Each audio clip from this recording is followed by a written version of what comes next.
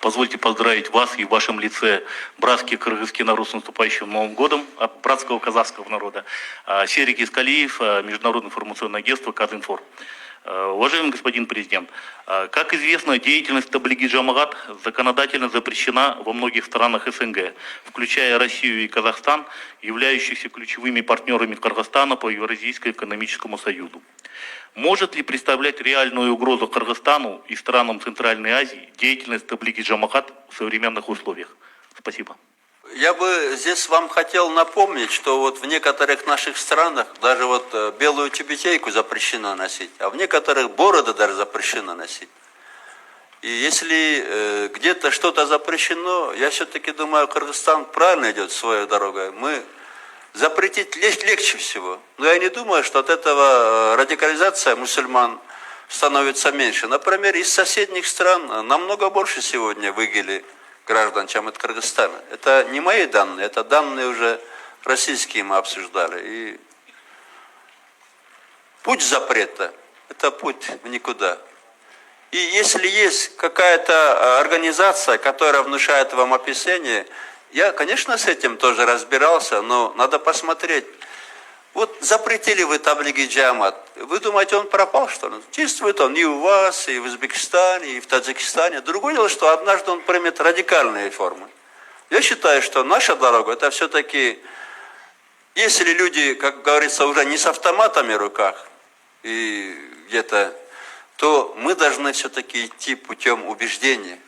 И если есть возможность какую-то группу повести этим путем, а у нас, например, в Кыргызстане мы знаем последователей Таблиги Джамат, даватчылар. Это, вы знаете, вот сейчас они, например, проповедуют то, что мы говорим, по нашим данным. Другое дело, что мы не пустили это на самотек. Теперь введена новая система, там конкретные ставятся типа экзамена к тому, кто хочет проповедовать, какие-то к нему критерии ставятся, чтобы там семья разрешила, вокруг все было конкретно, типа экзамена принимается, что ты собираешься проповедовать.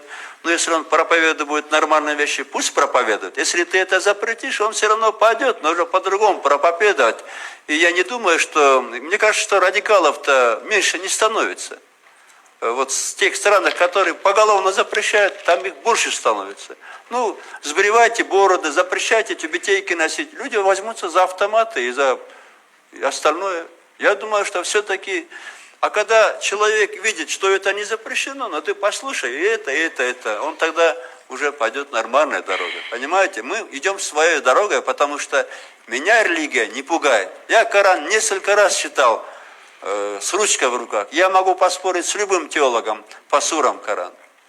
Поэтому это делает что-то непонятное, пугают и запрещают. Вот мне кажется, что в Кыргызстане мы правильно сделали, что не запрещали Таблиги Джамат. Это вот даватчылар. Другое дело, что мы, как во всем этом, вот с имаматами, я говорю, у нас есть имамы, которые не знают, что они делают. Точно так и с даватистами было, что люди, мода была. Тем более, вы знаете, вот столько было миссионеров, там, денежек разных, с разных стран исламских, и не всегда правильных. Поэтому, другое дело, что да, это было упущено, надо было начинать раньше. И вот сейчас это тоже самодеятельность, то, что фонд Иман, мы там деньги собираем на этот фонд, государство должно выделять в бюджет. И большие деньги надо на это выделять, как это делает, например, Турция. Посмотрите, Турция там в центре, считайте, но... Пока такого разгула, как в соседних странах, нет у них, потому что они пошли не путем запрета, путем объяснения. Я считаю, что, еще раз повторяю, нам надо, наоборот, побольше объяснять людям. Да, хочешь ты быть проповедовать, ну тогда слушай, ты достоин ли ты этого? И для этого сейчас муфтиат выработал критерии. Во-первых, в дават можно идти, когда обеспечил ты свою семью, никто там не против, чтобы ты пошел проповедовать. И во-вторых, когда ты можешь, имеешь право проповедоваться. Но если человек будет проповедовать, что убивать людей нельзя, что это противоречит исламу, слушай, вот этому проповеднику, который такое говорит, ему больше поверят те же вот в деревне, чем какому-то официальному парторгу. Понимаете? Если мы как надо сможем вот эту работу поставить, то, может быть, даже эффект больше будет. Понимаете? Берите микрофон.